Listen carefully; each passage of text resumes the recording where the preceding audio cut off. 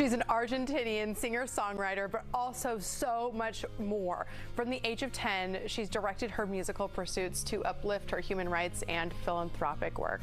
Sophia Angelica is joining us now. Good to see you, Sophia. Good to see you too, Jenny. Thanks for having me on the show. It's our pleasure. I've really enjoyed sort of researching you and learning about you. I understand you've worked closely with the United Nations as a human rights representative. What does that entail? How do you even get involved in that? Well, it's a funny story. It was a snowball effect of me starting out singing at a family party, and someone who happened to work at the UN was there. And all of a sudden, the next week, I was singing at a women's empowerment conference, and that snowball effect started, and I just started getting invited to more and more. And then I started deciding to direct my music towards social causes because I realized that a lot of my music actually already had those messages in them, specifically human rights, anti-bullying, anti-discrimination, since I'm Latina also.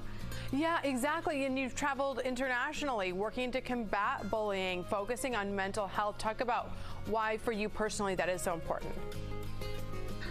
Well, it's just so important for me because I've seen the effects of bullying. I've lived it myself as well. I've seen the effects of discrimination over the years, especially within the arts, right? So I always believed in music to be a power to really change the world, change a life, change a mentality. And I've seen it myself when I traveled. When I went to Taiwan, I had someone tell me that my song inspired them to not commit suicide, or that they can finally follow their dreams, and they understand that now. And the rest of the world, sometimes like certain places can feel so limited, but once you kind of see and are inspired by either others or by seeing others pursuing their dreams, and also seeing others just being uplifted positively, it's just such a beautiful thing. So I've always power of music to be able to do that, which is something I'm focusing on with my own album as well. Yeah, let's talk about that new album, Angelica's. Tell us about the process of making that happen. I know it wasn't easy.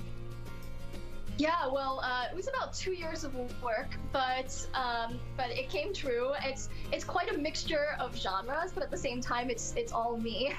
But it tells this story really of self-empowerment, of lifting self-esteem, and simply being able to get over maybe a toxic relationship or a toxic friendship or a toxic situation, and just moving on and becoming your best self. That's pretty much what Angelica's is about. Oh, I cannot wait. Now talk about the type of music. I know you said it's sort of lots of different genres, but what sort of vibe should we be in when we're going to listen to your album? Well, I would say that it's very fun. You can dance to it. I do say it's a lot of different genres, but it's very upbeat. And, you know, there are a couple ballads, yeah, but it's also English and Spanish. So it has different flavors as well. As we say in Spanish, sabor latino. So it's a lot of dancing, I'll give you that. But there's some rock, there's some ballads, there's some Latin tropical vibes. So there's a little bit of everything, but at the same time, like I said, the messages kind of combine, and within the lyrics, it's almost like it's still 100% me. Oh, I love that, and I know our audience will be able to appreciate a little bit of English, a little bit of Spanish. Sophia Angelica, thank you so much, and just wishing you the best of luck as you continue on with your career.